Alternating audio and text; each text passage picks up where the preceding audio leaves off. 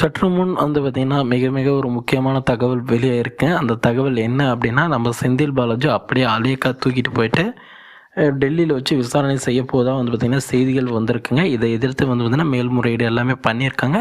அதுக்கு என்ன நடக்கும் அப்படின்னு தாங்க இந்த வீடியோவில் நம்ம முழுமையாக பார்க்க போகிறோம். நீங்கள் நம்ம சேனலுக்கு புதியவர் அப்படின்னா சேனலை சப்ஸ்கிரைப் பண்ணி பக்கத்துலேயே ஆல்னு ஒரு பட்டன் இருக்கும், அதையும் கிளிக் பண்ணி வச்சுக்கோங்க. அப்போ தான் நான் போடக்கூடிய அடுத்தடுத்த வீடியோக்கள் உங்கள் மொபைலுக்கு நோட்டிஃபிகேஷனாக வருங்க. வாங்க வீடியோக்குள்ளே போகலாம்.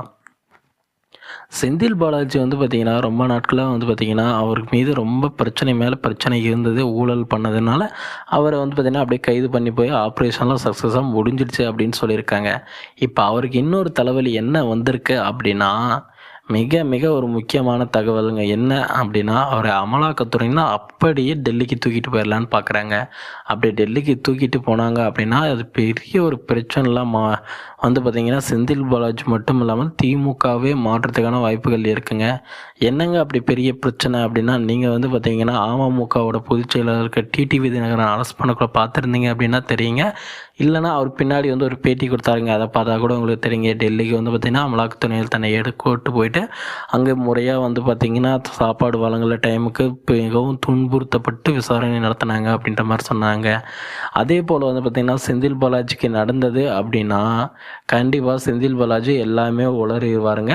அதனால் திமுக வந்து பார்த்திங்கன்னா அமைச்சரவைகளில் மாற்றம், இல்லை திமுக ஆட்சி மாற்றம், அந்த மாதிரி பெரிய பெரிய சிக்கல்களுக்கு வந்து பார்த்திங்கன்னா திமுக மாற்றத்துக்கான வாய்ப்புகள் இருக்குங்க.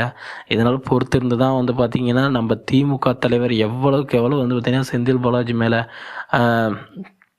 ஆக்ஷன் எடுக்கிறாரோ அந்த அளவுக்கு வந்து பார்த்தீங்கன்னா வினை விதித்தவன் வினையறிப்பான் அப்படின்ற மாதிரி ஒரு காலத்தில் ஸ்டாலின் விலாசன செந்தில் பாலாஜிக்கு இன்றைக்கி ஸ்டாலின் வந்து பாதுகாப்பு கொடுக்குற மாதிரி ஆயிடுச்சுங்க. ஸ்டாலின் பாதுகாப்பு கொடுக்கல அப்படின்னா, ஸ்டாலின் விட்டுட்டார் அப்படின்னா திமுக ஆட்சி கலையிறது 100% உறுதிங்க. ஏன்னா திமுகவை பற்றி ஏதாவது உளறிட்டார் அமலாக்கத்துறையினரிடம், இவங்ககிட்ட தான் இப்படி தான் அப்படின்னு சொல்லிட்டாருன்னு வச்சுக்கோங்க, அதுக்கப்புறம் அவ்வளோதாங்க. அதனால் வந்து பார்த்திங்கன்னா டெல்லிக்கு வந்து பார்த்திங்கன்னா செந்தில் பாலாஜி தூக்கிட்டு போகிறதுக்கு விடவே கூடாதுங்க ஸ்டாலின். ஏன்னா அவங்க அமலாக்கத்துறையினர் வந்து பார்த்திங்கன்னா இப்போ உயர்நீதிமன்றத்தில் கேஸ் போட்டு அதுவில் வந்து பார்த்திங்கன்னா அங்கேயும் வந்து பார்த்திங்கன்னா வாதங்களை பண்ணிட்டு இருக்காங்க. ஆனால் அவங்க 3ஆம் கட்ட விசாரணைலாம் பண்ணக்கூடாது அப்படின்ட்டாங்க. இருந்தாலுமே இப்பொழுது ஆப்ரேஷன்லாம் முடிஞ்சதுனால அது அடுத்த பணியான விசாரணைக்கு போவாங்க. அப்போ வந்து பார்த்திங்கன்னா இந்த காவேரி ஹாஸ்பிட்டல், என்ன காவேரி ஹாஸ்பிட்டல், நாங்கள் எய்ம்ஸ் மருத்துவமனைக்கு கூட்டு போகிறோம், அதான் இந்தியாவிலே பெரிய ஹாஸ்பிட்டலில் எய்ம்ஸ் மருத்துவமனைக்கு உண்மையாக ட்ரீட்மெண்ட் பண்ணி அங்கே விசாரணை பண்ணிக்கிறோம் அப்படின்னு தூக்கிட்டாங்கன்னு வச்சுக்கோங்க, ஒன்றுமே பண்ண முடியாதுங்க. ஸ்டாலினோட ஆட்சி கலைக்கப்பட கூட வாய்ப்புகள் இருக்குங்க. ஓகே ஃப்ரெண்ட்ஸ், வீடியோ உங்களுக்கு பிடிச்சிருந்தது அப்படின்னா நம்ம சேனலை சப்ஸ்கிரைப் பண்ணி பக்கத்துலேயே ஆல்னு ஒரு பட்டன் இருக்கும், அதையும் கிளிக் பண்ணி வச்சுக்கோங்க. அப்போ தான் நான் போடக்கூடிய அடுத்தடுத்த வீடியோக்கள் உங்கள் மொபைலுக்கு நோட்டிஃபிகேஷன்